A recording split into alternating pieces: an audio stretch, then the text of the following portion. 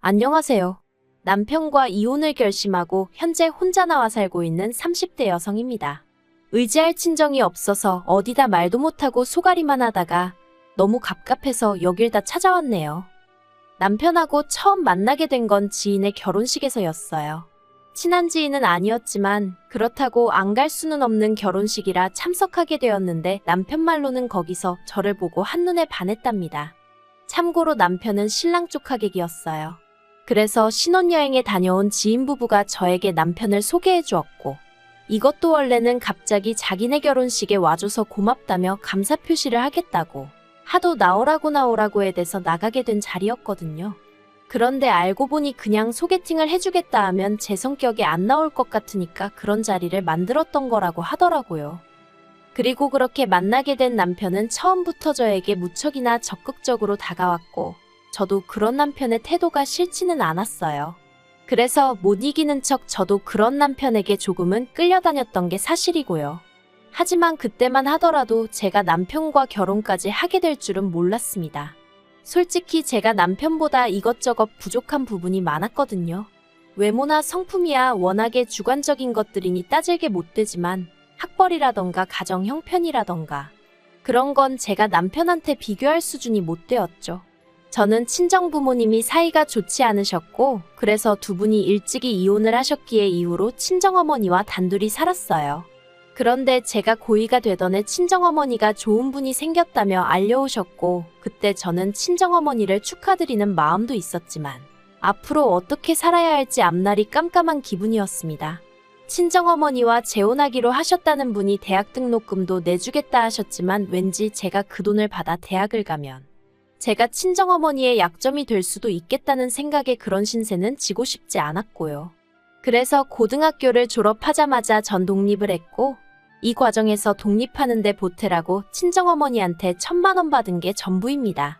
그리고 지금도 친정어머니가 원망스럽다던가 그런 건 없어요. 친정부모님이 이혼하신 이후로 아버지란 사람은 죽었는지 살았는지 소식 한번 제대로 전한 적이 없었고 단돈 1,000원이라도 저희 모녀에게 보낸 적이 없어서 친정어머니가 고생을 정말 많이 하셨거든요. 그러니 늦게나마 찾으신 행복을 오래오래 지켜나가셨으면 하는 마음뿐이에요. 아무튼 그렇게 집에서 나와 그때부턴 닥치는 대로 아르바이트를 했어요. 지금 생각하면 정말 어린 나이였는데 오로지 돈을 모으겠다는 생각으로 또래 학생들이 하지 않는 건물 청소까지 해가며 정말이지 하루에 아르바이트 3, 4개는 기본이었어요. 빚도 한 줌 들어오지 않는 지하방에 살면서 말이죠. 그리고 그렇게 한 5년쯤 사니까 그래도 돈이 제법 모였거든요.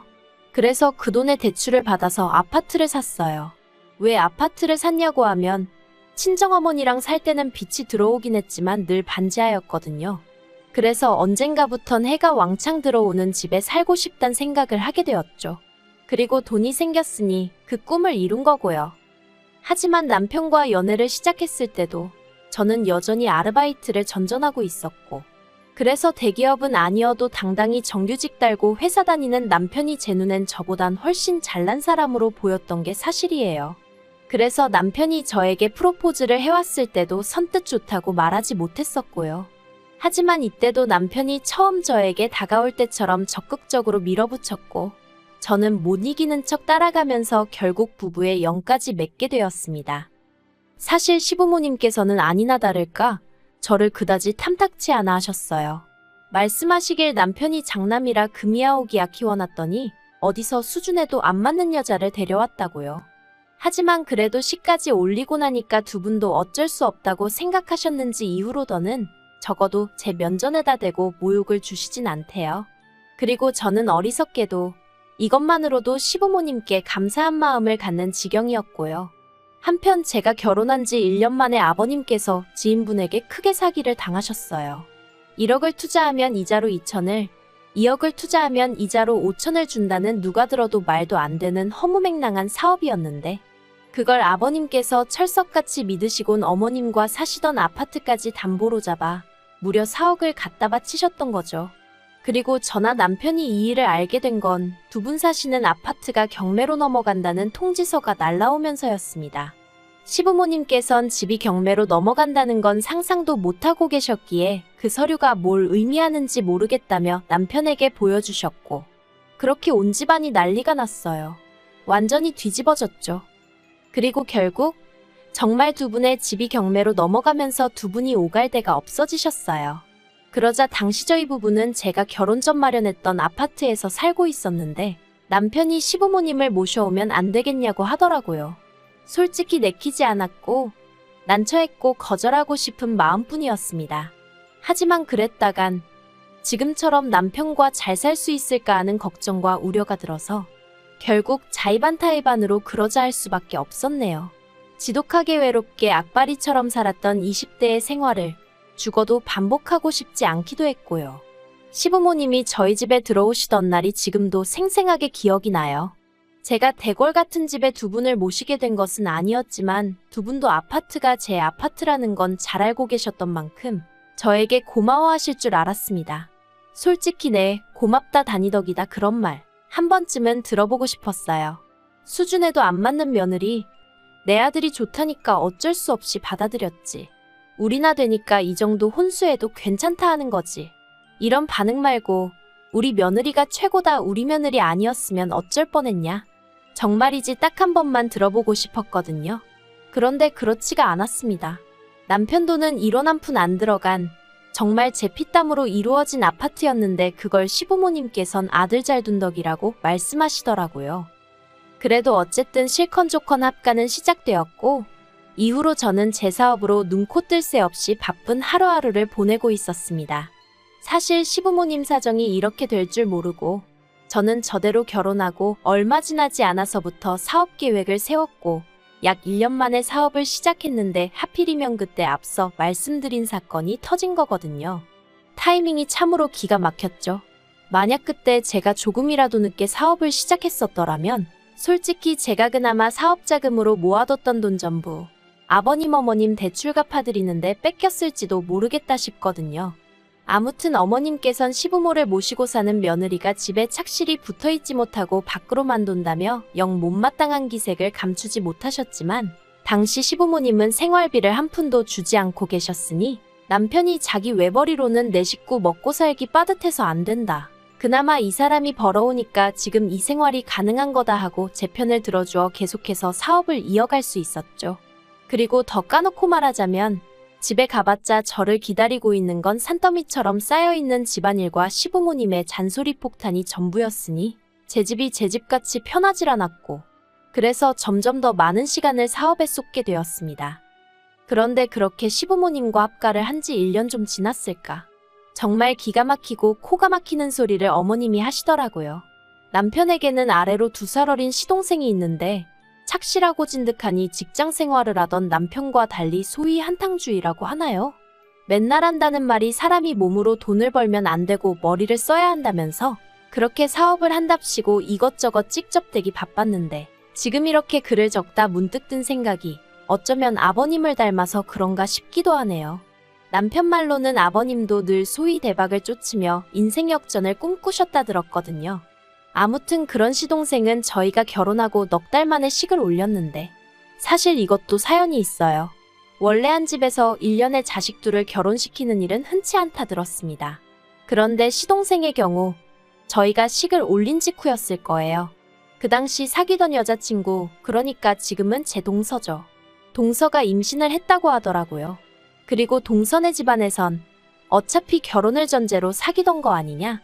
배불러 오기 전에 식을 올려줘야 할 거 아니냐며 나왔고, 그런데 나중에 듣기론 시동생은 결혼까지 생각하고 만났던 사이는 아니었답니다.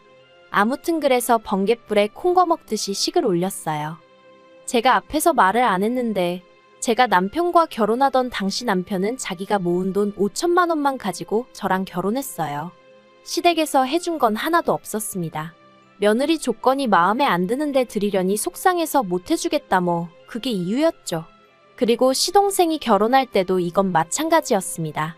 시부모님이 말씀하시길 막말로 배불러 오는 여자가 급하지 우리 쪽이 급할 게 뭐가 있냐. 여자가 평소에 행실을 어떻게 하고 다니면 결혼도 하기 전에 애부터 갔냐며. 아니 애는 동서 혼자 만들었나요? 아무튼 어머님은 시동생의 결혼에 있어서 당신이 철저히 갑이라고 생각하고 계셨고, 그래서 또 당신 성에 차지 않는 며느리를 드리는 것만으로도 스트레스라며 그쪽에도 땡전 한 푼 도와주지 않으셨어요. 그런데 웃긴 건 그래도 체면치레는 해야겠다 싶으셨는지 저희더러한 1,000만 원만 해주라고 그러시는 거예요. 그리고 바보 같은 남편이 1,000만 원은 무리지만 어느 정도는 해주겠다며 500 해주대요. 이때도 저 솔직히 마음에 안 들었지만 별말 안 했어요. 제가 언니 오빠 동생이 없다 보니 남편 마음을 이해 못하는 거 아닌가 하고 어떻게든 제 자신에게서 이유를 찾아보려고 했죠. 그런데 저는 정말 이 정도면 할 만큼 했다고 생각하거든요. 저는 시댁으로부터 뭐 하나 받은 거 없었지만 시동생 장가 간다고 돈 줘. 어머님 아버님 집 경매 넘어갔다고 모시고 살아. 그 모시고 사는 집도 내가 마련한 아파트지. 저보다 잘난 며느리들도 많겠지만 제가 그렇게 못난 며느리란 생각도 안 들었어요. 그런데 사람 욕심이 끝이 없다더니 지금으로부터 3달 전인가 시동생이 또 사업을 말아먹었다는 얘기가 들려왔습니다. 마지막이라며 동선의 부모님 그러니까 그쪽 처가에서 돈까지 갖다 썼다고 들었는데 말 그대로 쫄딱 말아먹었다네요. 그래서 결국 그 처가에 들어가 살고 있다고요. 그런데 시동생이 시부모님하고 저희 남편한테 자기들도 저희 집에 들어와 살면 안 되겠냐고 그랬던 모양입니다. 처가에서 눈치 보여 못 살겠다며 저희 남편더러 방 한 칸만 내어달라고 했다나요? 34평짜리 아파트에 방이 3개니 이론상으론 시부모님 저희 부부 시동생 내 부부 살면 살지 못 살 건 없었죠. 하지만 생각할수록 너무 스트레스더라고요. 게다가 저를 정말 언짢게 한 건 어머님의 태도였습니다. 이렇게 돼서 걔네가 들어와서 살게 됐으니 그런 줄 알아라 하시는데 집주인은 저인데 왜 저한테 통보식으로 말씀하시는 건지 어이가 없더라고요. 그래서 저도 오기가 나서 싫다고 안 된다고 했어요. 어머님 아버님과 같이 사는 것도 솔직히 편하지 않다. 그런데 어떻게 시동생네까지 같이 살라고 하시는 거냐? 그랬더니 어머님께선 내가 너 집안일을 시키냐? 네가 그렇다고 집에 붙어있기를 하냐? 어차피 낮에는 빈집이나 마찬가지인데 뭐가 문제냐? 들어오게 할 거다. 하고 막 나오시는 거예요. 아니 제가 제 집에 오래 안 있는다고 해서 아무나 들어오게 해서 살라고 해야 하나요? 그리고 어머님 말씀대로 몇 시간 집에 붙어있지도 못하는데 그때만이라도 제발 좀 편하게 쉬고 싶은데 헤드는 집에서 살고 싶어서 정말 있는 돈 없는 돈에 대출까지 받아 마련한 아파트였어요. 제 명의로 되어 있단 이유로 대출도 오롯이 혼자 갚고 있었고요. 그런데 정작 저는 어머님 아버님이 들어와서 살기 시작하신 이후로 집으로 들어오는 햇살 한번 마음껏 만끽해보지 못했는데 이젠 시동생까지 같이 살라니 어림도 없었죠. 게다가 생각해보니까 시동생네는 애도 있잖아요. 도저히 안 되겠단 생각뿐이었습니다. 그런데 어머님께선 당신이 시조카라도 봐줘야 걔들도 일을 할 거 아니냐며 상황이 상황인 만큼 무조건 들어오게 할 거라고. 나중엔 못 참겠으면 저더러 집에서 나가라는 말씀까지 하시더군요. 절이 싫으면 중이 떠나야지 어쩌겠냐고요. 그래서 제가 어머님께 여긴 절이 아니고 아파트고 제 명의로 되어 있으니 제 아파트가 싫으시면 얹혀 사는 사람이 나가야 하지 않겠냐고 받아쳤네요. 그러자 이번엔 어머님께서 며느리가 돼서는 시부모를 쫓아낸다며 그걸로 남편에게 울고불고 노여워하셨고 그나마 믿었던 남편마저 저더러 원래 이렇지 않았지 않냐며 정말 마지막이라고 어쨌든 자기한텐 하나뿐인 동생인데 제가 한 번만 품어주면 안 되겠냐대요. 게다가 동서까지 저에게 전화를 해서는 아들이 이렇게 능력이 없으면 시댁에서 어느 정도는 도와줘야 하는 거 아니냐고 저한테 하소연을 하는데 아니 제가 시동생을 낳은 것도 아니고 저도 엄연히 동서하고 같은 처지였잖아요. 정말 온 가족이 저 하나 나쁜 X로 몰아가는데 환장할 노릇이었죠. 그래서 결국 저는 결단을 내릴 수밖에 없었습니다. 그리고 그 결단이란 것은 아파트를 부동산에 내놓는 것이었어요.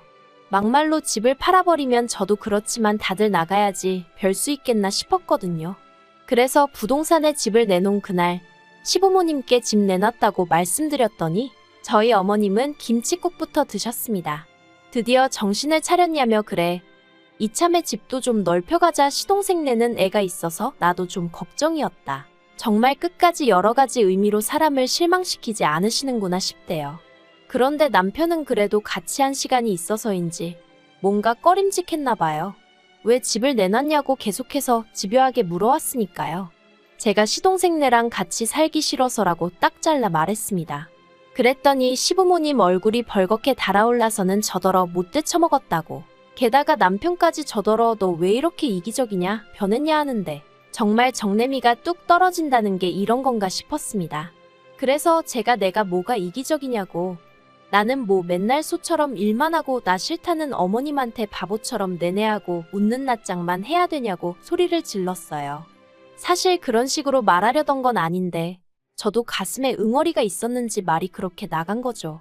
그리고는 이제 진짜 모르겠다 싶은 생각에 왜들 이렇게 염치가 없냐고 화를 냈습니다.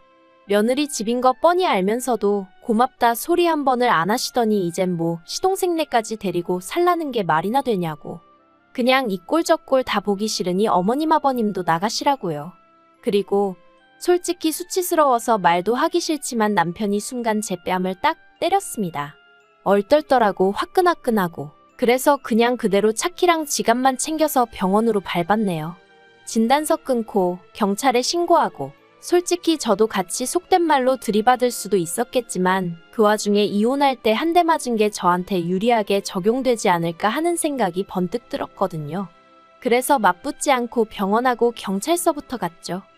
바로 이튿날이 됐을 때는 저는 비록 원하던 가격은 아니었지만 하루라도 이 지옥에서 빨리 탈출하겠다는 생각으로 집을 팔아버렸어요. 그리고는 집 나간 며느리가 집안로 기어들어왔다며 비웃는 시부모님 면전에 집 팔았으니 언제까지 비우라고 알렸더니 어머님은 급기야 울대요. 수준도 안 맞는 며느리가 들어와서 자기가 거리에 나앉게 생겼다며 아버님이 똥된장 분간 못하고 사기당한 건 기억을 못하나 싶어서 한마디 해주려다 이러쿵저러쿵 말 길어지는 게 싫어서 예 하고 말았어요. 체면치레하기 좋아하고 뭣도 없으면서 자기들 평판은 어지간히 신경 쓰는 사람들이라 아마 안 나가고 버티고 그런 건 못할 거예요. 그리고 저는 지금 사업장 근처에 오피스텔을 얻어서 나와 있어요. 집에 있는 짐이라곤 남편이 결혼할 때 돈 5천으로 해온 가정가구들이 전부니 그거 다 이고지고 나가라고 하죠 뭐.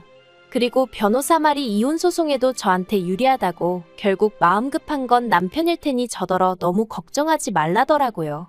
20대처럼 외로워질까봐 썩은 동아줄인 거 알면서도 어떻게든 붙들고 있어 보려던 건데 그 동아줄 잡고 불안하게 사느니 저 혼자 마음 편히 사는 게 훨씬 낫겠다는 생각이에요.